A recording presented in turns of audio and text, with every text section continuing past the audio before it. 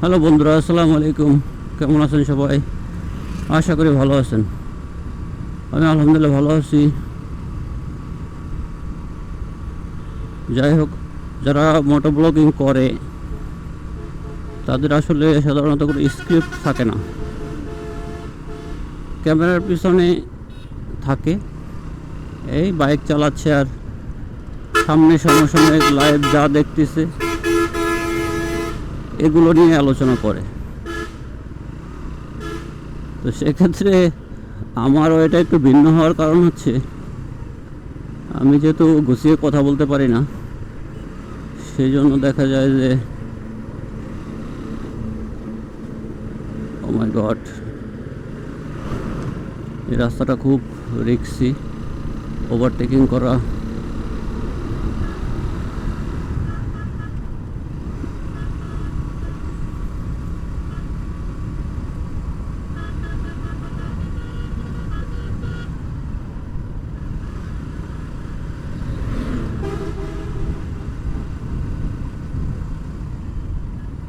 গত পর্বে আলোচনা করেছিলাম প্রবাসীদের কাজের প্রতিবন্ধকতা।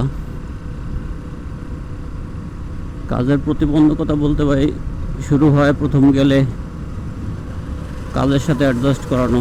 কারণ যে ধরনের কাজই হোক না কেন, হয়তো ওই কাজের সাথে প্রবাসীরা যখন যায় নতুন, তারা অভ্যস্ত না, তখন ওই কাজের সাথে খাপ খাওয়াতে একটু সময় লাগে।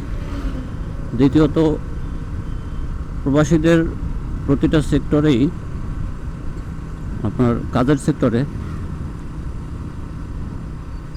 নিয়োগকর্তা ছাড়াও কর্তা থাকে, কর্তা ব্যক্তিরা, যেমন আমাদের দেশেও আছে ম্যানেজমেন্ট। এই ম্যানেজমেন্টগুলো সাধারণত অন্য দেশেই হয়, আমাদের দেশে খুব কম আছে। যেমন হতে পারে মিডল ইস্টে থাকলে মিশরিরা হয়, ইন্ডিয়ান, পাকিস্তানি।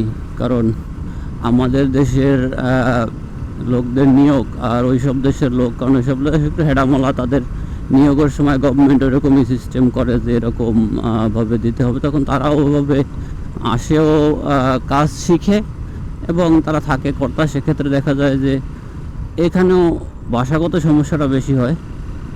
কারণ দেখা যায় যদি একজন হয় আপনার পাকিস্তানি বা ইন্ডিয়ান হয়, তাহলে উর্দু বা হিন্দি হয়তো অনেক বাঙালি ঠিকমতো জানে না। তারপরেও যদি উর্দু বা হিন্দি ভাষীটা যদি আপনার হয় ফোরম্যান বা ম্যানেজার হয়, তাহলে মোটামুটি একটু উপকৃত হয়। কারণ কথা বলতে পারে তাদের সাথে, টুকটাক ভাঙাচোরা যেভাবে বলুক তারা বোঝে। আর দ্বিতীয়ত, যদি মিশরিরা হয় বা স্থানীয় লোকজন হয়, লোকাল সিটিজেন হয়, তাহলে ভাই ভাষাগত সমস্যা, ভাষা শিখতে অনেক সময় লাগে। এরপরে ভাষা টাষা শেখার পরে যখন প্রথম মাস শেষ হয়, 1 মাস শেষ হয়, মোটামুটি একটা ভাষা রপ্ত করে, সে যতই শিক্ষিত কম হোক, তার ভাষা রপ্ত করতেই হয়। ওখানে গেলে প্রবাস জীবনটা একটা শিক্ষার জীবন, শিক্ষা নিতেই হবে। প্রবাস জীবনে পদে পদে শিক্ষা, তাছাড়া আর কোনো ওয়ে নাই। তো শিক্ষা নেওয়ার পরে তারপরে হলো যে প্রথম মাসে যখন স্যালারি আসে তখনই শুরু হয়। যদি কেউ দেখা যায়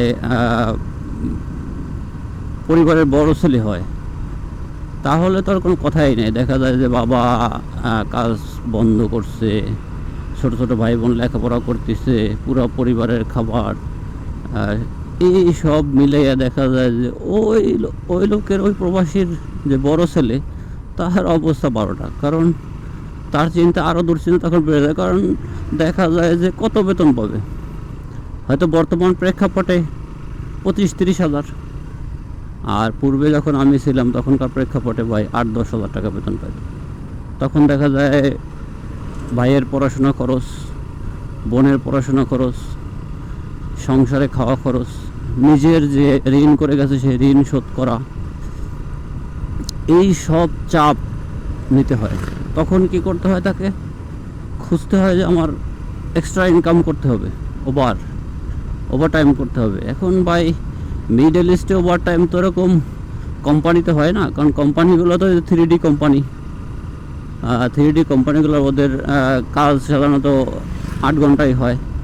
তারপরে শুরু করতে হয় যুদ্ধ, হয় কোনো দোকানে পার্ট টাইম জব নিতে হয়, অথবা দেখা যায় কোনো গার্ডেনিং করতে হয়, অথবা দেখা যায় ঘাস কাটতে হচ্ছে। এইসব কাজ করার পরে কিন্তু সেগুলো জোগাড় করা খুব চ্যালেঞ্জের ব্যাপার। করতে হয় ঠিক আছে, কিন্তু পাইলে প্রবাসীরা এমন এক মন মানসিকতা হয়ে যায় প্রবাসীদের, যে যে কোনো কাজ পাই না কেন আমি করবো, কিন্তু সেই কাজ পেতে তো হবে। পাওয়া খুব ক্রিটিক্যাল, খুব ডিফিকাল্ট বিষয়। তো এই তো প্রথম মাসে যখনই বেতন পাবে তখনই শুরু হবে তার চিন্তা আরও বাড়বে। এখন দেখা যায় যে সে 25,000 টাকা বেতন পাইছে, ভাইয়ের পড়াশোনায় দিতে হবে 5,000, বোনের পড়াশোনায় 5,000, এই গেল 10,000, সংসার খরচ 10,000, 20,000। এ তো একবারে সামান্য একটা ক্যালকুলেশন করলাম। তারপরে হচ্ছে তার ঋণ শোধ করতে হবে, নিজের খাওয়া দাওয়া চলাফেরা,